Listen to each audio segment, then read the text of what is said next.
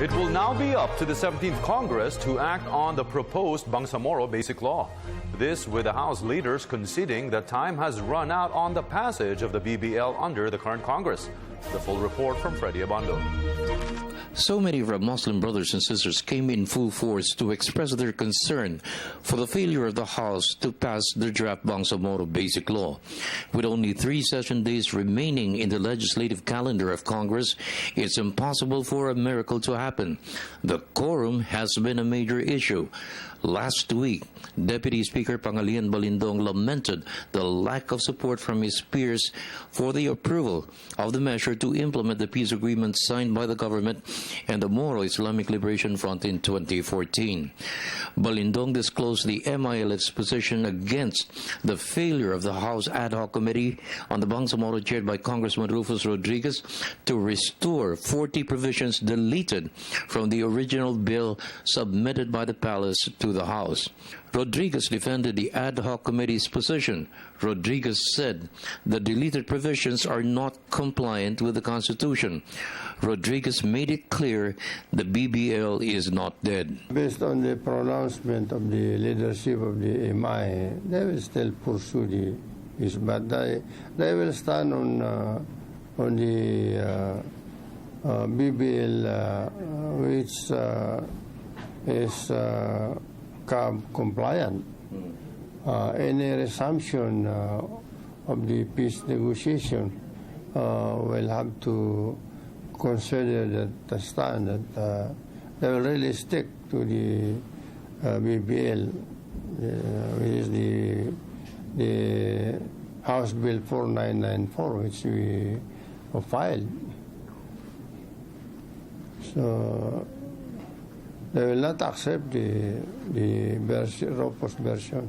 The peace process continues. The fact that there is no law that has been approved does not mean that the peace process will stop.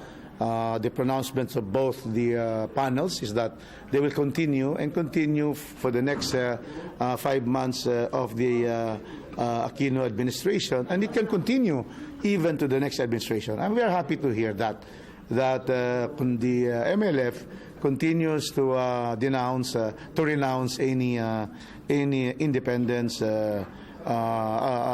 struggle that they had before. Deliberations for the draft Bangsamoro Basic Law has been a long and tedious process. 51 public hearings with stakeholders from the proposed Bangsamoro entity and other regions in Mindanao. 8 months of consultations and 200 committee-level debates. House Committee Chairman on Muslim Affairs Congressman Tupay Loong said the Mama Sapano incident affected the passage of the BBL. Despite the BBL's non-approval, Loong and other Muslim leaders cited the President's unwavering commitment to win the peace to end 43 years of conflict in Muslim Mindanao. Meantime, Balindong and Loong are hoping the next President and Congress will continue to pursue the quest for peace started by President Aquino. They stressed it's a must to contain the rising influence of ISIS, which could lead to the radicalization of young Muslim rebels to continue the fight for independence. But Islam is a religion of peace, and the Bangsamoro people sincerely accepted to negotiate and enter into peace agreement with the Philippine government.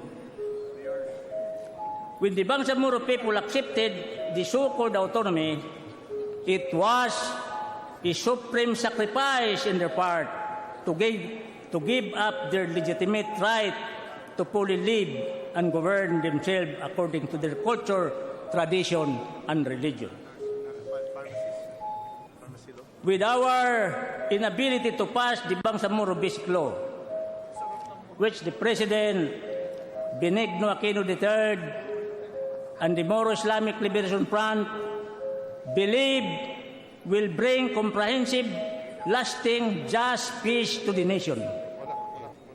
We have failed in our role as legislative body to provide the legislative support necessary to finally end the Bangsamoro secession and bring peace and unity to the country. What seems to be clear now is for the Bangsamoro to patient to wait and to hope and pray that the next Congress will be more understanding, compassionate, not legalistic, and reasonable when it takes up again the Bangsamoro Basic Law. We can only hope that Bangsamoro will not opt to return to the battlefield and start shooting war to pursue their aspiration. I never doubted that the president, I think he even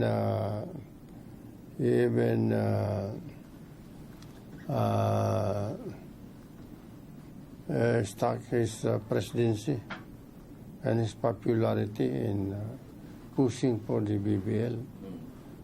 He knew very well that they will be subjected to severe criticism, but he insisted.